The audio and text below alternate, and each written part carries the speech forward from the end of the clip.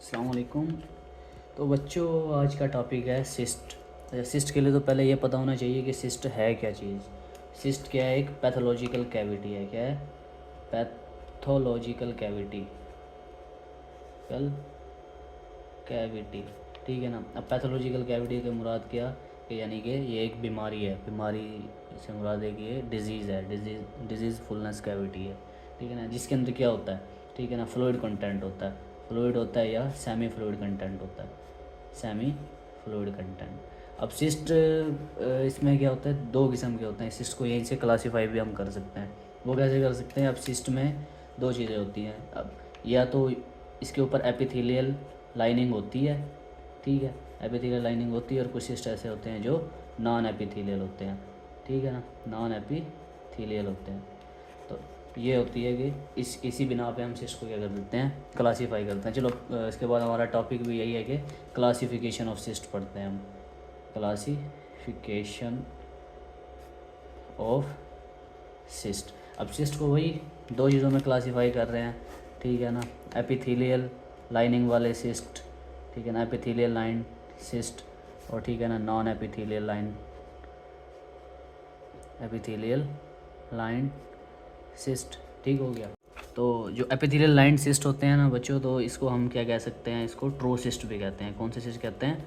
ट्रो cyst कह सकते हैं इसको।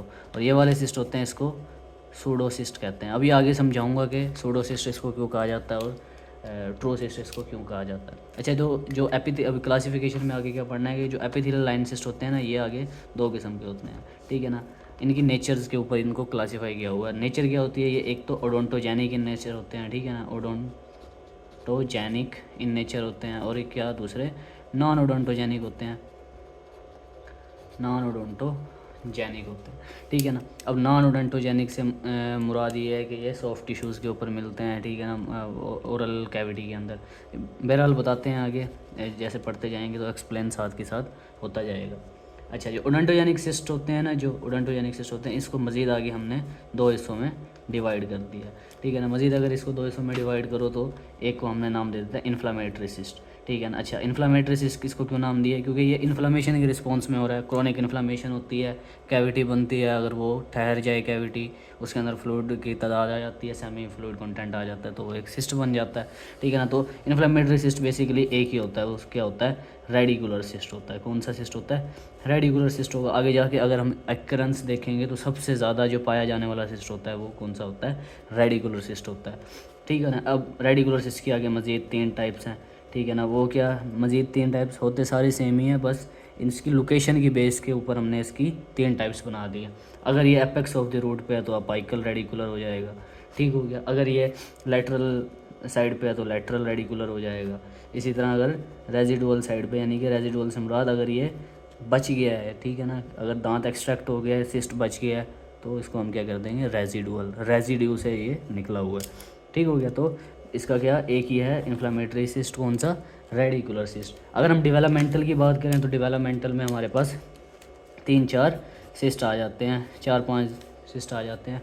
कौन सा? पहले ओकेसी आ जाता है, सबसे इंपॉर्टेंट, मोस्ट इंपॉर्टेंट। अक्सर एग्ज़ाम्स के अंदर इसके ओसपी वगैरह आती है और वाइवा में भी ये एक फेवरेट टॉपिक है। दूसरा होता है डेंटिनोजीरस सिस्ट, ठीक है ना। अभी सिर्फ क्लासिफिकेशन पढ़ रहे हैं, आस्ते आस्ते इन सब की हमने डिटेल अभी पढ़नी है, ठीक हो गया। उसके बाद होता है इरप्शन सिस्ट, इरप्टिव सिस्ट भी कहते हैं, इरप्शन सिस्ट भी कहते हैं, ठीक है ना।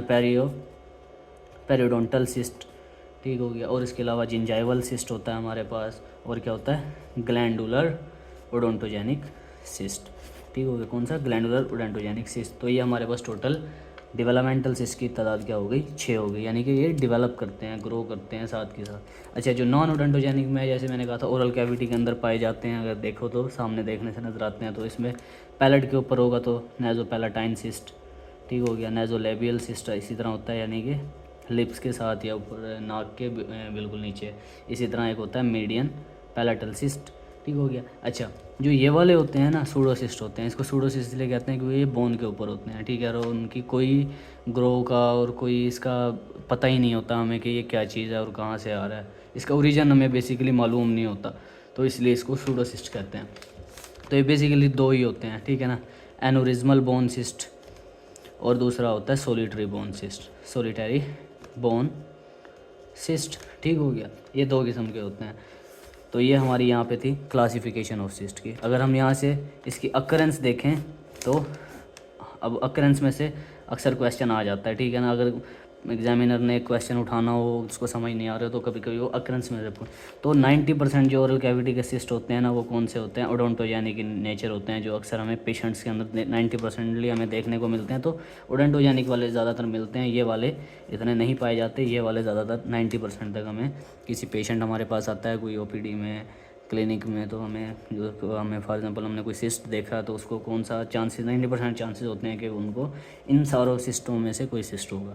तो इन सारों में से भी जो सबसे ज़्यादा होता है 60 to 70% होता है वो रेडिकुलर सिस्ट होगा, जिसे अभी मैंने बताया था ये 60 to 75% तक होता है, ठीक है ना। ये मैंने रेंज के अंदर बताया, मुख्तलिफ बुक्स के अंदर इसकी मुख्तलिफ लिखी हुई है। किसी में 65% लिखा हुआ है, किसी में 59% लिखा हुआ है, किसी में 70% लिखा हुआ है। तो यानी कि रेंज की तरह याद रखोगे तो बेहतर हो जाएगा, ठीक है ना। उसके अलावा दूसरा जो मोस्ट इंपॉर्टेंट है डेंटिनोजीरस सिस्ट होता है, ये 10 to 15% हमें देखने को मिलता है पेशेंट्स के अंदर, ठीक है ना। ये सेकंड मोस्ट कॉमन अगर देखा जाए तो ये है, फर्स्ट मोस्ट कॉमन देखा जाए तो रेडिकुलर सिस्ट है।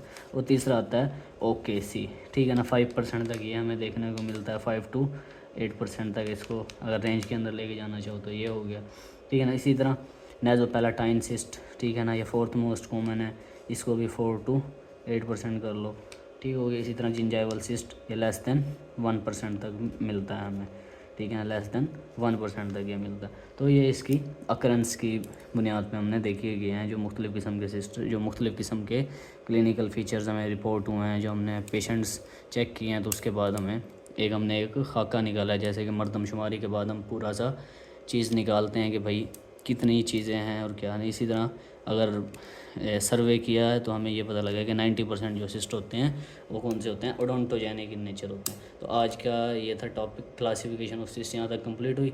आगे हम करेंगे इसकी फिर 1 by 1 करके इसको पढ़ेंगे और याद रखने का तरीका मैं आपको बताऊँगा।